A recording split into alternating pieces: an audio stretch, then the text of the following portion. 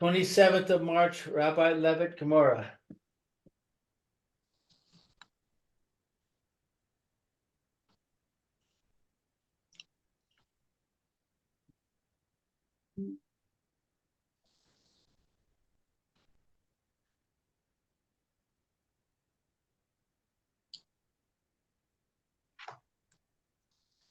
Right. So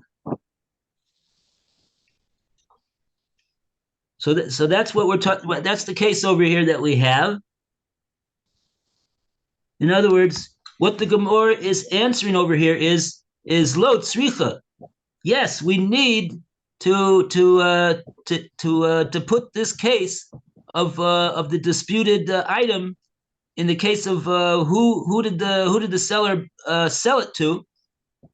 We need to have that in the Mishnah, and it's a case that we don't know who he sold it to, and therefore and it's a case where we're going to allow both of them to swear, and we will and we'll say yachloku if they both swear. And the mocher is not believed. He's not believed because he doesn't have the he's not holding the item anymore. We could understand if he's holding the item. We could understand who it is that like that. He needs to know who it is that he's got to give the item to. Yeah, he needs to know who he sold it to, because he needs to know who of these two guys to give it to. So then he makes it a point to remember who it was that he was that he intended to sell to. But at this point, after the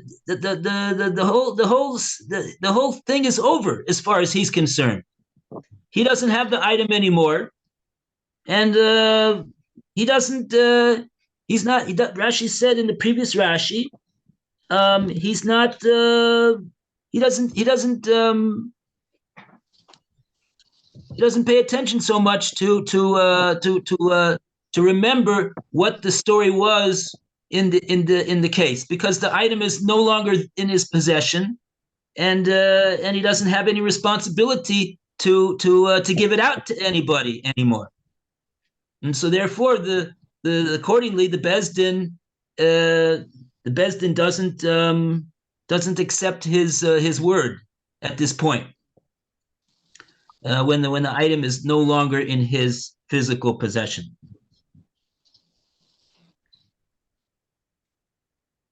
Okay, so now we go on, and the Gemora is not finished though. The Gemora has another question over here. So we go to the Gemora's next question, Lema. And this is a little bit, maybe a line or two below the middle of the Amud. The first word in the line is, oh no, 1 second, maybe I got the wrong Lema. It's in Art Scroll, it's on the right-hand column, it's the last paragraph. Gemara now considers whether the ruling of our Mishnah is consistent with the view of the Tana ben Nanas. Okay. Alan, you got the place? I think so. Could be one. 2B1, right-hand column, bottom. The Gemara now considers. Okay, the Gemara now considers whether the ruling of a Mishnah is consistent with the view of the Tana ben Nanas. Lemor macha nisin delo kuven nanos.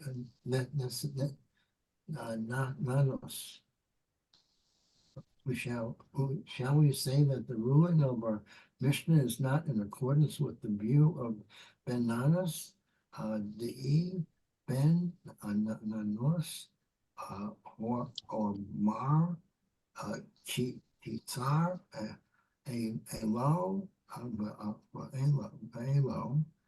Boin, Lidei, Shavuas, Shiva,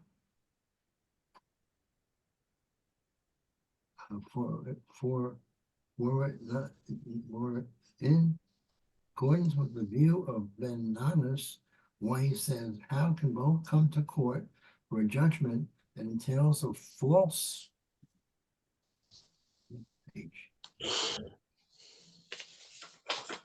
oath?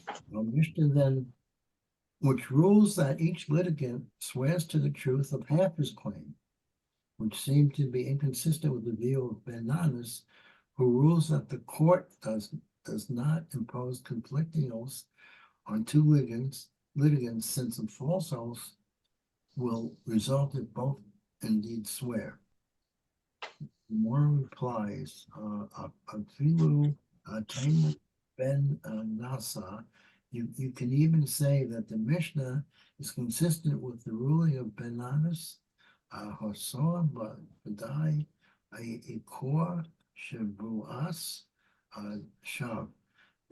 There in Ben Nanas' case, there is definitely a false oath involved. Ikor, Uman Moor, the way Kor, Shavuas, Shavar. Here, in the case of a Mishnah, however, is it possible that there is no false oath involved?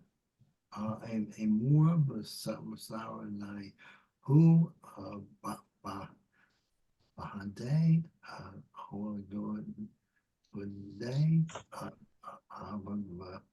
Hoso, or is it possible that both picked up it simultaneously and neither is swearing falsely?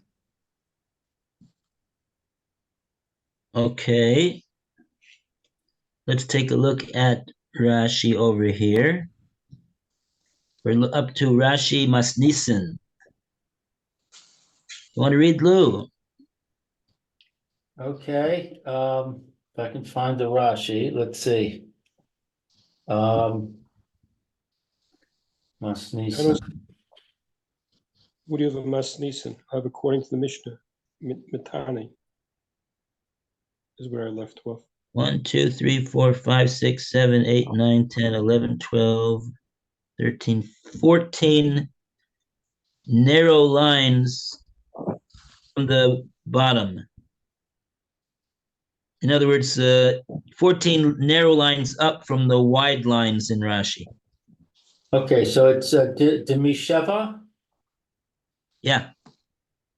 Le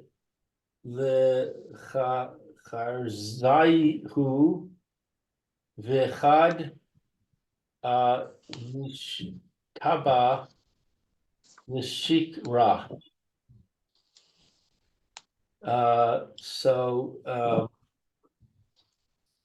Let's see.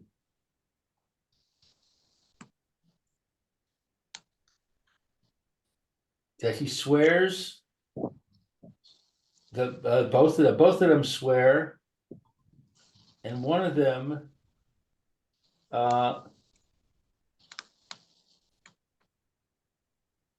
what's Mishtaba?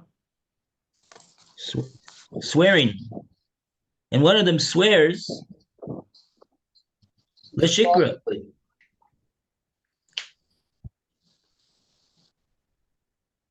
So the Gemora is asking over here, our Mishnah, where we're administering a shvua to the two litigants, the Mishava Latravayu, we administer a shvua to the both of them, V'chad Mishtaba Lashikra, but one of them is surely swearing falsely. So according to Ben Nanas, you can't do that.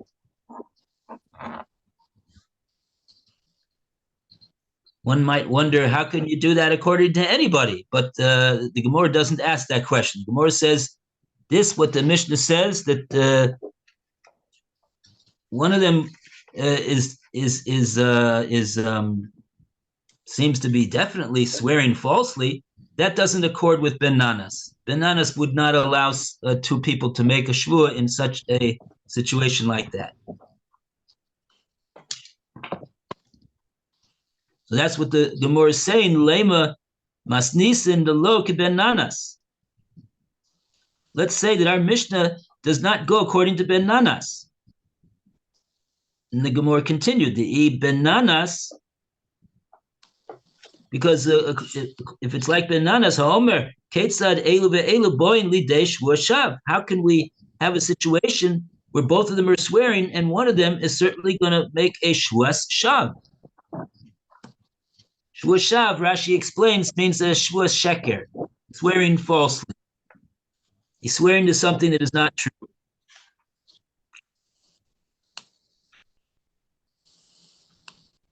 Yeah, why is it not true? why is it clear that it's not true? Because our understanding is that the seller sold it to one of them and he didn't sell it to the other one. So really, only one of them is entitled to the talis, or whatever it is being sold. But according to the Mishnah says, well, if both of them will swear that they own no less than half of this disputed item, we'll divide it between them. Gemara asks, how could this not? The Gemara doesn't ask, how could we do that? The Gemara says, this Mishnah does not go according to Ben Nanas, because Ben Nanas asks, how could you do that? Okay. On that, the Gemara answered. But there's another Rashi, Delo Kiben Nanas. Oh, yeah, okay. Delo Kiben Nanas. Okay. Want to continue? B'mish kas shavuos gabe chanoni al pinkas elu ve'elu be'in Ledibor, I'm sorry, I don't know what bet dalit is. Based in, isn't it? The base din al minas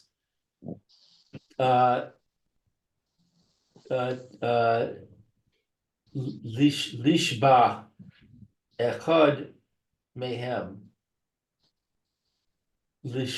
lisho amar bal habayis lechanoni chas I'm sorry tain libenu livnei chatos b'dinar v'alei l'shalom o l'po'alim. I don't know, I'm getting kind of lost in this Rashi.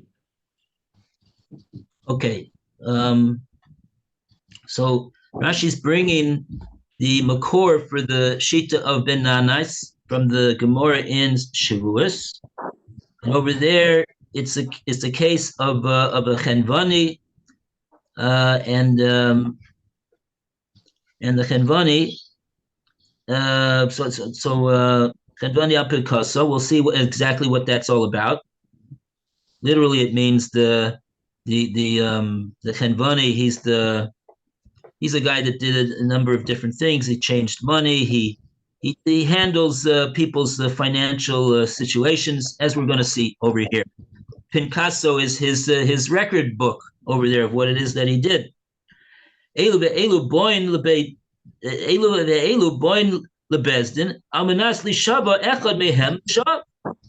what's happening over here is that, says Ben Nanas, that two people are coming to Bezdin to swear, and it's going to turn out that that one of them is going to make a false shvuah, because they can't both be right.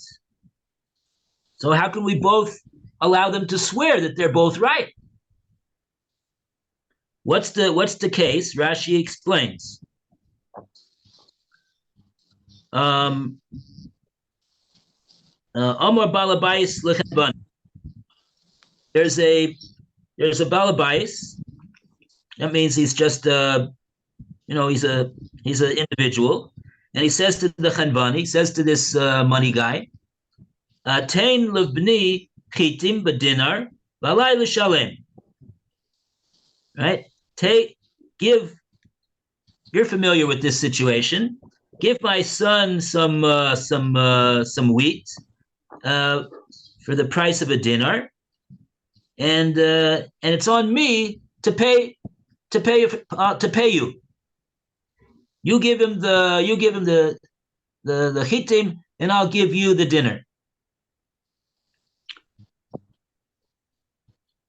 Or another case, olapolim, or in regard to workers. Besela mos shani chayav b'skaram. The balabai says to the chenvani, I owe a sela worth of money to the workers for their pay for the work that they did. So you give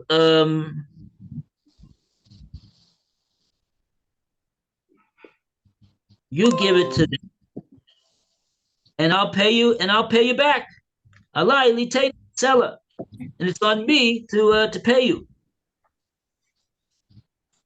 So this sounds like a very nice case. So where's the dispute over here? That's the next part of the Rashi. Phil, you want to take over the next part of the Rashi? It's late, it's time, so we're gonna have to finish the Rashi. Oh, it's time. Okay. Okay. So we're right in the middle of the Rashi. Oh boy. Mark off the place. Hu Omer. Yeah. All right. We're dealing with the All right. middle. Thank you, Bring it Rabbi. back. Okay, take care. Thanks. Bye-bye. All the best. Thank you. Bye for now. Bye. Bye, Lou. Bye, Roy. Bye, Phil. Bye, Alan. Right. See you at 4, Alan. Okay, 4 o'clock, good.